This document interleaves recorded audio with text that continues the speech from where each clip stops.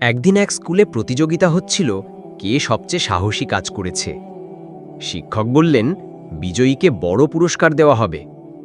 ছাত্ররা একে একে নানা গল্প বলছে, কে গাছে উঠে পড়েছে, কে নদীতে ঝাঁপ দিয়েছে, কে চোর ধরেছে। হঠাৎ এক ছাত্র উঠে দাঁড়ালো।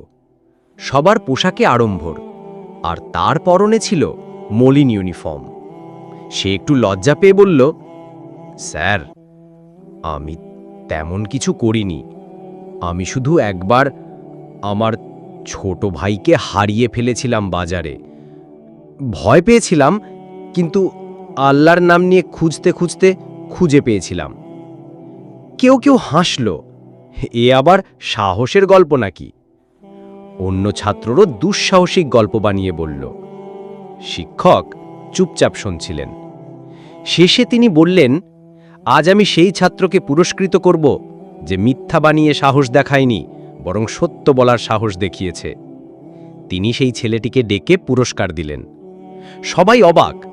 শিক্ষক বললেন, সাহস শুধু চোর ধরায় নয়, মিথ্যার ভিড়ে সত্য বলা, এটাই আসল সাহস।